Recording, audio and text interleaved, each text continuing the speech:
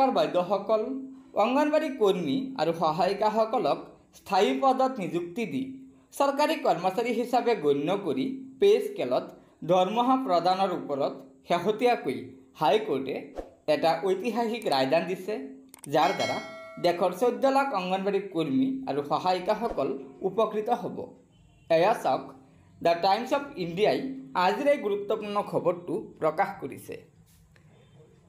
বাতৰি কাকতখনত প্ৰকাশ কৰা খবৰ অনুযায়ী গুজৰাট উচ্চ ন্যায়ালয়ে ৰায়দান দিছে যে অংগনবাড়ী কৰ্মী আৰু সহায়িকাসকলক স্থায়ী চৰকাৰী কৰ্মচাৰী হিচাপে অন্তৰ্ভুক্তি কৰাৰ অধিকাৰ আছে।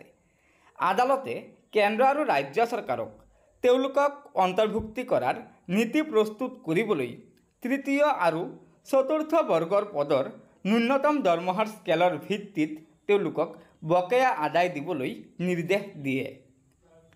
তাৰ পিছত কৈছে, গুজৰাটৰ 1,06,000 মহিলা আৰু সমগ্ৰ দেশৰ 24 লাখৰো অধিক মহিলা উপকৃত হ'ব পৰা এক গুৰুত্বপূৰ্ণ ৰায়ত গুজৰাট উচ্চ ন্যায়ালয়ে ৰায়দান দিছে যে অংগনবাড়ী কৰ্মী আৰু অংগনবাড়ী সহায়িকাসকলক স্থায়ী কৰ্মচাৰী হিচাপে গ্ৰহণ কৰাৰ অধিকাৰ আছে। আৰু এই অধিকাৰ আছে কেন্দ্ৰ আৰু ৰাজ্য চৰকাৰৰ।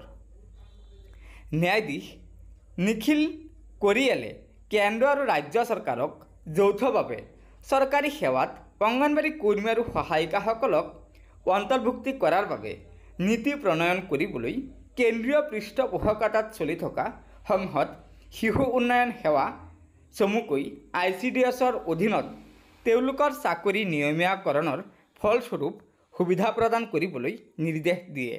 গুজৰাট চৰকাৰী সেৱাত তেওঁলোকক অন্তৰ্ভুক্তি কৰাৰ নিৰ্দেশ দিয়ে আৰু গুজৰাট অসামৰিক সেৱা নিয়ম 1967ৰ অধীনত দিয়া হৈছে। উচ্চতম ন্যায়ালয়ে তৃতীয় বৰ্গৰ বাবে উপলব্ধ ন্যূনতম দৰমহা স্কেলত অংগনবাড়ী কৰ্মীসকলক আৰু অংগনবাড়ী সহায়িকাসকলক চতুৰ্থ বৰ্গৰ ন্যূনতম দৰমহা স্কেলত দৰমহা দিবলৈ নিৰ্দেশ দিছে। চৰকাৰক বকেয়া ধন পৰিশোধ কৰিবলৈও নিৰ্দেশ দিয়া হৈছে আৰু আবেদনকাৰীসকলৰ ক্ষেত্ৰত কাট অফৰ তাৰিখ আবেদন দাখিল কৰাৰ তাৰিখৰ 3 বছৰৰ আগৰ হ'ব, যিটো আছিল 2015 চনত। উচ্চতম ন্যায়ালয়ে নিজৰ আদেশত কেন্দ্ৰ আৰু ৰাজ্য চৰকাৰক নিৰ্দেশ দি কৈছে যে যোৱা সপ্তাহত দিয়া ৰায়দানটো উচ্চতম ন্যায়ালয়ৰ পৰ্টেলত আপলোড কৰাৰ তাৰিখৰ পৰা 6 মাহৰ ভিতৰত নীতি গঠনৰ কচৰত সম্পূৰ্ণ কৰিবলৈ কৈছে।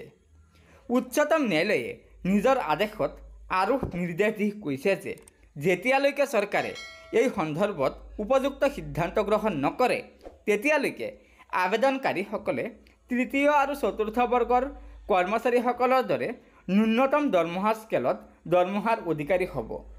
গতিকে ছাৰ বাইদেউসকল, এয়া নিশ্চয় গুজৰাট উচ্চ ন্যায়ালয়ে এটা ঐতিহাসিক ৰায়দান দিছে, যাৰ দ্বাৰা দেশৰ 24 লাখৰো অধিক অংগনবাড়ী কৰ্মী আৰু সহায়িকাসকল উপকৃত হ'ব।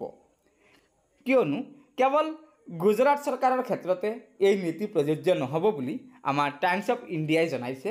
টাইমছ অফ ইণ্ডিয়াৰ জনোৱা মতে সমগ্ৰ দেশৰ 24 লাখৰো অধিক মহিলা এই ৰায়দানৰ দ্বাৰা উপকৃত হ'ব। গতিকে বাইদেউসকল, আশা কৰিছোঁ লগৰ বান্ধৱীসকলক এই ভিডিঅ'টো শ্বেয়াৰ কৰি আজিৰ এই গুৰুত্বপূৰ্ণ খবৰটো জনাই দিব আৰু নতুনকৈ অহা বাইদেউসকলে অনুগ্ৰহ কৰি আমাৰ এই চেনেলটো ছাবস্ক্ৰাইব কৰি ল'ব। ধন্যবাদ।